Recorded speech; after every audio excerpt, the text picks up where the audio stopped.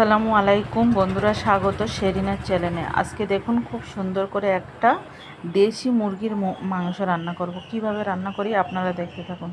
আর এই রান্নাটা কিন্তু একদম ঘরোয়া পদ্ধতিতে রান্না করব।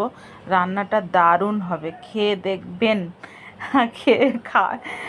খেয়ে দেখবেন বলতে আপনারা এইভাবে রান্না করে খেয়ে দেখবেন। আপনাদের রান্নার স্টাইল তো দেখেছি, এক একজনে এক এক রকমভাবে রান্না করে, আমিও এইভাবে রান্না করলাম। আপনাদের যদি পছন্দ হয় প্লিজ আমার রান্নাটা একটু ট্রাই করে দেখবেন। আর সবার প্রথমে আমি পেঁয়াজটা ভেজে নিচ্ছি। তেলটা ছিল একদম বাড়ির খাঁটি সরিষার তেল ভাঙানো, বুঝলেন। আমার কড়াটা যেন ঠিক হচ্ছে না, সেটিং হচ্ছে না, দেখেছেন।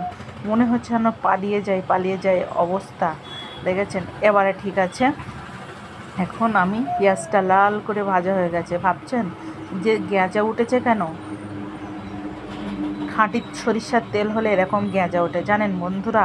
আর এই খাঁটি সরিষার তেলের তরকারি ইচ্ছা লাগে না। দেশি মোরগটা দেখেন কত সুন্দর ছিল, দারুণ ছিল। এখন আমি পেঁয়াজে তেল মাংসটা দিয়ে দিয়েছি, ব্রেস্তা হয়ে গেছে। তারপরে আমি এখন নাড়াচাড়া করব যত সময় মুরগিতে যে পানিটা আছে সেই পানিটা না মরবে। দেখেন অনেকটাই পানি বেড়ে গেছে।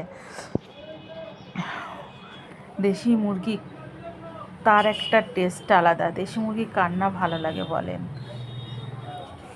এখন আমার অনেকটাই কষানো হয়ে গেছে। আমি একটু আলু দিয়ে দিয়েছিলাম। আলুটা কিন্তু না ভেজেই দিয়েছিলাম। আপনারা আবার নাক ছিটকাবেন না যেন, যে না ভেজে আলু দিলে কি মাংসটা ভালো লাগে। হ্যাঁ, একবার এইভাবেই খেয়ে দেখেন না। সবসময় তো আলু ভেজে সুন্দর করে রান্না করি। সব রকমভাবে প্র্যাকটিস করাই ভালো। আরে মনে হচ্ছে ভালো লাগছে না, এইভাবে রান্না করে দেখেন, ভালো লাগবে। আরও যদি তেলাদ্দ মুরগি হয় না, আরও সুন্দর লাগবে। আদা রসুনের পেস্টটা আমি দিয়েই দিলাম। এবারে না দিলে আর হয়। এখন আমি কষাতে থাকবো আধ ঘন্টা ধরে। আর এটা কি বলুন তো, একটু একটু ঝালের গুঁড়ো দিলাম। এই ঝালের গুঁড়োটা কিন্তু অতটাও ঝাল লাগে না, কালারটা দারুণ চলে আসে। আর লবণ তো পরিমাণ মতন দিতেই হবে। লবণ না হলে কি তরকারির স্বাদ আসে না টেস্ট হয়। সমস্ত মশলা না দিলেও চলবে। লবণ না দিয়ে খেতে পারবেন কি বলেন তো? কেউ পারবেন না। এখন আমি নাড়তে থাকবো, দেখব কত সময় আমার এই পানিটা না মরবে। কষানোর কাছেই কিন্তু টেস্টটা বেশি আসে। মাংস যদি কষানো না ভালো হয় টেস্ট অত ভালো লাগে না। এই যে পানিটা বেরিয়েছে না, এই পানিটা মরা পর্যন্ত আমি এখন অপেক্ষা করব। এখনও সিক্রেট মশলা আছে, দেখেন পানিটা আমার মরে গেছে, তেল উঠে গেছে তরকারিতে। আর একটা সিক্রেট মশলা এবারে আমি ব্যবহার করব, কি বলুন তো। এটা হচ্ছে আমার সিক্রেট মশলা।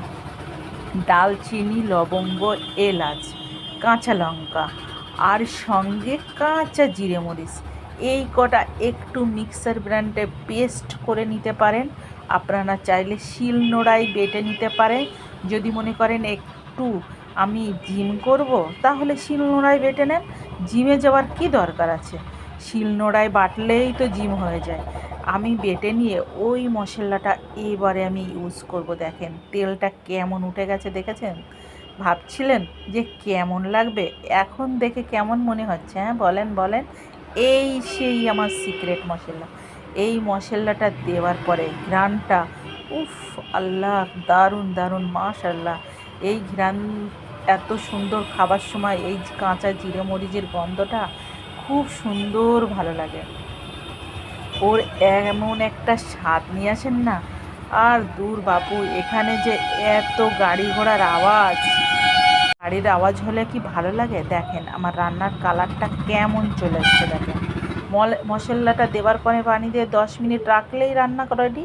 আলুটাও গলে গেছে, কালারটা সেই এসেছে না? কেমন দেখতে, কি ভালো হয়নি বলেন তো বন্ধুরা? এত সময় আমার ভিডিওটাকে ধৈর্য ধরে আর আমার বক শোনার জন্য অসংখ্য ধন্যবাদ আপনাদেরকে। খুব ভালো লাগলো আপনাদের সঙ্গে কথা বলে, আর আপনাদের সঙ্গে এই রান্নাটা শেয়ার করে। সঙ্গে থাকার জন্য খুব ভালোবাসা রইল।